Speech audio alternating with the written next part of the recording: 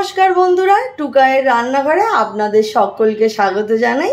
आजके recipe share करछि, आशा करी सकले सुस्थ आछेन भालो आछेन। चलुन आजके रेसिपि शेयर करी। ताहले कड़ा बसिए एकटु तेल गरम करे निয়েছি। एक्चुअली आमी एई तेलेतेई माछगुलो भेजे निয়েছি। कि रान्ना करछि बोलछि। फोड़नटा दिए दी, जिरे दिए दिलाम और दिए दिच्छी दुटो शुकनो लंका और दिए दिच्छी तेजपाता। बाँधाकपि बानाबो माछेर काँटा दिए, भेटकी माछेर काँटा दिए बाँधाकपि बानाबो। तो तार जोन्नो एई फोड़नटा आमी दिएछि।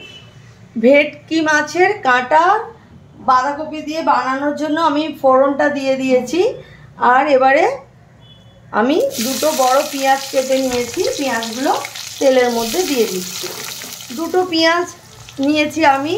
दुटो पेঁয়াজটা একটুখানি ভেজে নেব। পেঁয়াজটা অনেকটা ভাজা হয়ে গেছে। আমি একটা আলু, ছোট সাইজের একটা আলু ছোট করে কেটে এটার সাথে মিশিয়ে নিচ্ছি। এটা একটু ভেজে নেব। আলু আর পেঁয়াজটা অনেকটা ভাজা হয়ে গেছে। আমি এখানে আদা রসুনের পেস্ট দিয়ে দিলাম। আমি একটা ছোট বাঁধাকপি নিয়েছি, তাই এখানে ওই 1 চামচের মতোই আদা রসুনের পেস্টটা দিলাম। এটা ভালো করে একটু ভেজে নেব। মশলাটার সাথে একটু কষিয়ে নেব আলু পেঁয়াজটার সাথে। আদা রসুন পেঁয়াজ আলু ভাজা হয়ে গেছে। এবারে আমি শুকনো মশলাগুলো দিয়ে দেব। দিয়ে দিচ্ছি 1/2 চামচের মতো হলুদ, দিয়ে দিচ্ছি ধনে আর জিরে গোটা আমি একসাথে গুঁড়িয়ে মিশিয়ে গুঁড়িয়ে নিয়েছি। ধনে জিরে গুঁড়ো আমি দিয়ে দিলাম। আর দিয়ে দিচ্ছি শুকনো লঙ্কা, শুকনো লাল লঙ্কা দিয়ে দিলাম। দিয়ে এইগুলো আমি ভালো করে একটু মিশিয়ে নেব।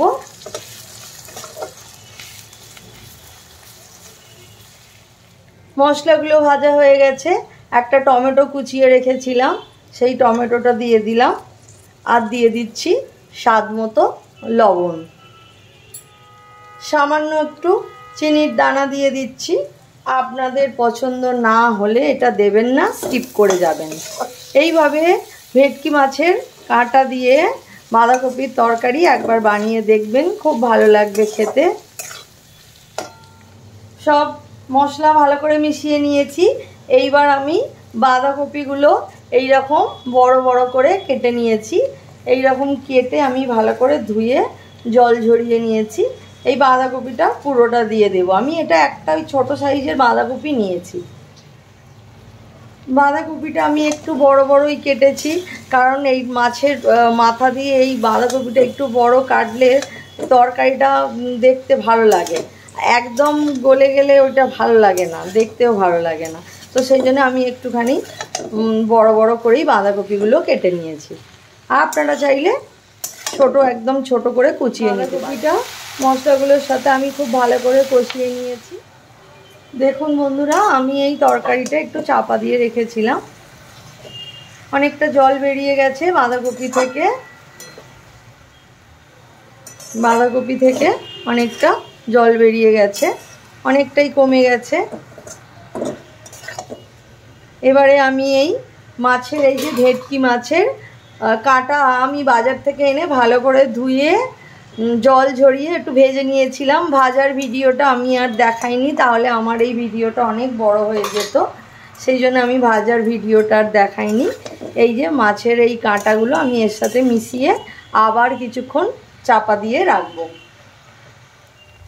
দেখুন আমার বাঁধাকপির তরকারি ভেটকি মাছের কাঁটা দিয়ে অনেকটা হয়ে গেছে। একটু বাঁধাকপির পাতাগুলো একটু শক্ত আছে, তাই আমি একটু গরম জল করে নিয়েছি। একটু অল্প গরম জল আমি দেব, একদম অল্প, ওই যাতে বাঁধাকপির পাতাগুলো একটু ভালো করে সিদ্ধ হয়ে যায়। তরকারিটা অনেকটাই হয়ে এসছে। দেখুন দেখুন বন্ধুরা, আমার মাছের কাঁটা দিয়ে, ভেটকি মাছের কাঁটা দিয়ে বাঁধাকপি রান্না হয়ে গেছে।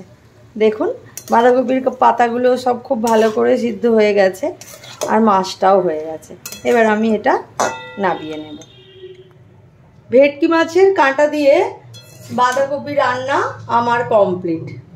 দেখুন বন্ধুরা, এটা দেখতে খুব লোভনীয় হয়েছে। আর এই যে কাঁটাগুলো দেয়া আছে। এর মধ্যে কেউ চাইলে, আপনারা চাইলে একটুখানি গরম মশলা গুঁড়ো দিতে পারেন। আমি গরম মশলা খুব একটা পছন্দ করি না বলে গরম মশলা দিলাম না।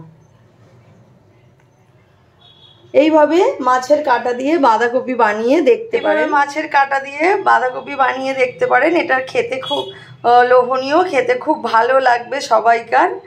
আমার রেসিপি যদি ভালো লাগে অবশ্যই আমার চ্যানেলটাকে সাবস্ক্রাইব করে নেবেন, অল নোটিফিকেশান অন করে নেবেন, যাতে আমার চ্যানেলে কোনো নতুন রেসিপি এলে আপনার কাছে সবার আগে পৌঁছয়। এইভাবে বানিয়ে একবার দেখবেন। আমার অনুরোধ রইল, কমেন্ট করে জানাবেন কেমন লাগলো, অবশ্যই শেয়ার করবেন। আজকে তবে আসি, সবাই সুস্থ থাকবেন, ভালো থাকবেন, দেখা হবে পরের রেসিপিতে।